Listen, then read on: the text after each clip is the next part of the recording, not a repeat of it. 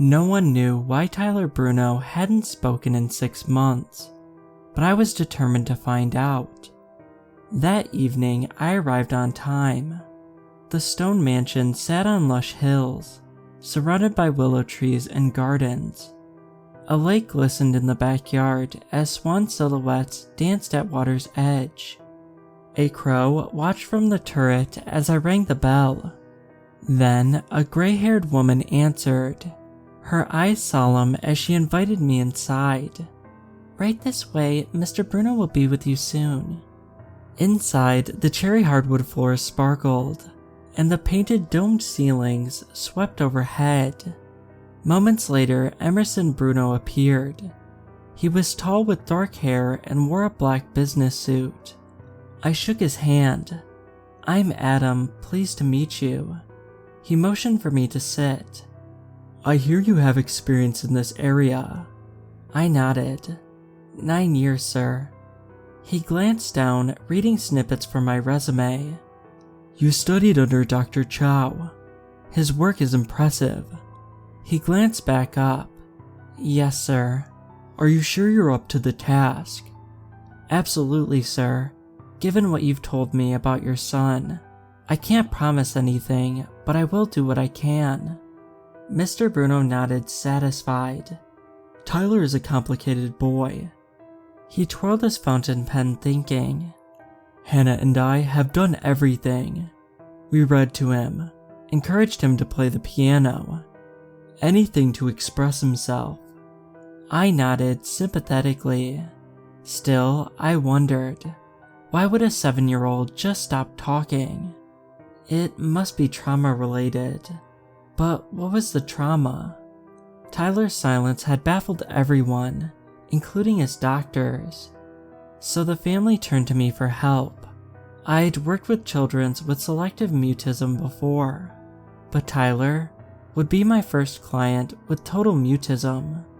Unlike my previous clients, Tyler wouldn't speak to anyone. 6 months, but no progress, Mr. Bruno said, taking a deep breath. "So don't expect much." He swiveled towards his desk and scribbled on a legal pad. "But let's try this for a week and reconvene to discuss our next steps." "Sounds like a plan, sir." I turned to leave, but Mr. Bruno stopped me. "And make sure to lock Tyler's bedroom door at night. From the outside. Sometimes Greta forgets."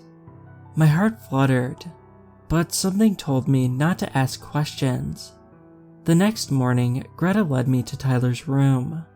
The boy sat on his bed but didn't acknowledge me when I entered. Instead, he gazed out the window past the lush hills at a swan circling the lake. Greta smiled, then left Tyler and me to get acquainted. "Hey, Tyler." I kept my voice gentle. "I'm Dr. Pearson, but you can call me Adam, okay?" Silence, not even a nod. But I expected silence. Building a rapport was an important first step with all new clients, but that would be more challenging with Tyler.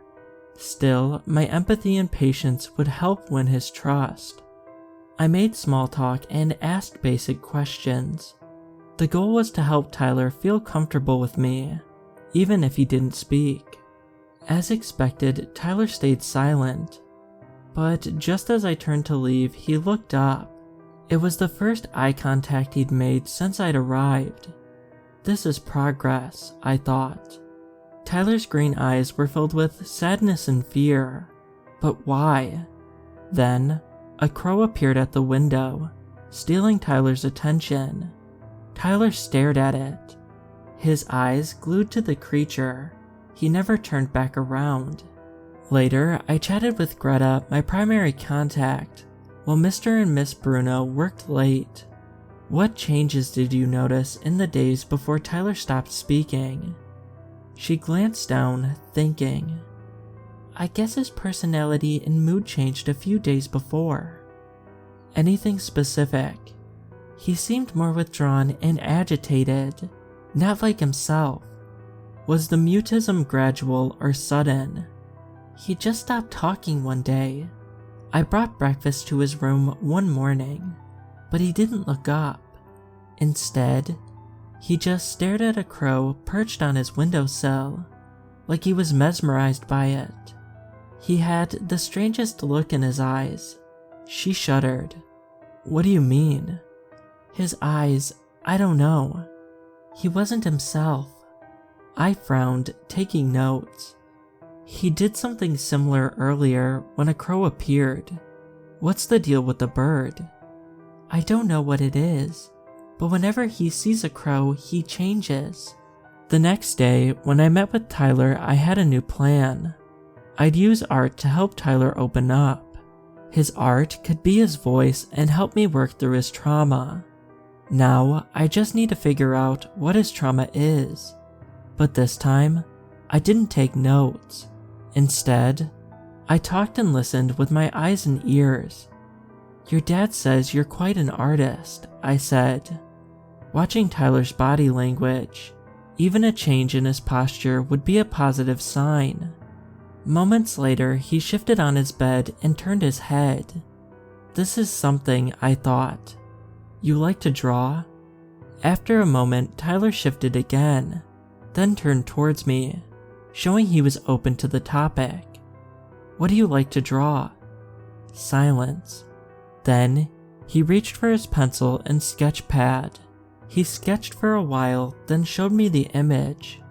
I couldn't believe the drawing came from a child his age.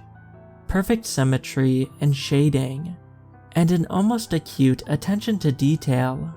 "Wow," I said, studying the sketch of his house. "Amazing, you're a talented kid, Tyler." He gazed up and smiled. He was already exceeding my expectations. At that point, a bird squawked and Tyler and I both turned to the window. An enormous crow about the size of a possum appeared and stared straight at us. Tyler stared at the bird unblinking, but when he turned back around and looked up, his eyes danced with an odd gleam, and his eyes were navy, almost black. I jumped. Then, a smile spread across his face and he spoke. "Tyler isn't here." I locked Tyler's door before I left that evening and chatted with Greta. "Why does Mr. Bruno want Tyler's room locked from the outside?" She paused for a moment. "Mr. Bruno has been protective since the accident." "What do you mean?" She glanced down nervous. "I'm surprised Mr. Bruno didn't tell you." "About what?" "Eric." "Tell me." She nodded. "Tyler had a twin brother, Eric, who used to sleepwalk. Sometimes he'd wander around the house or go outside. But one night, Eric fell down the living room stairs while he was sleepwalking, broke his neck, died before he got to the hospital." "How tragic for you. For everyone. Why didn't Mr. Bruno tell me?" She fought back tears and shrugged. "That explains a lot," I said gently, "and it's most likely the reason Tyler stopped speaking. Thank you for telling me." The next day, I gave Tyler the new sketch pad and pencil set I'd bought for him, and his face lit up. Art was therapeutic and seemed to help Tyler open up. He spent most of the hour sketching. He drew trees, lakes, and gardens, and I was amazed by how lifelike they looked. I pointed at the lake. "Your backyard." He nodded. "Beautiful work." He smiled, then flipped to a fresh page. But his second sketch surprised me. This time, a lifelike image of his living room, staircase and all, materialized. My eyes widened as I studied it. A boy identical to Tyler stood at the top of the staircase, and behind him, in the shadows, stood another boy, his twin. I pointed to the two boys. "Tyler, tell me more about this scene." Tyler answered me through his art. He flipped to a fresh page and sketched another image, but this one was far more detailed. This sketch captured one boy mid-fall as he flew down the staircase. His eyes bulged, his arms flailed. and his mouth twisted into a hideous scream, and his brother stood behind him, his arms extended in a pushing motion, and he was laughing. My stomach churned and I took a deep breath to steady my voice. "Is there anything else you want to tell me, Tyler?" At that moment, a crow landed on the windowsill and stared straight at us. And like before, Tyler stared transfixed. He didn't move or blink. Then, moments later, he turned back towards me and looked up. But this time, his eyes were coal black. All traces of Tyler were gone. Instinctively, I knew what to ask. "Who are you?" A smile crept across his face as he whispered, "The one who pushed."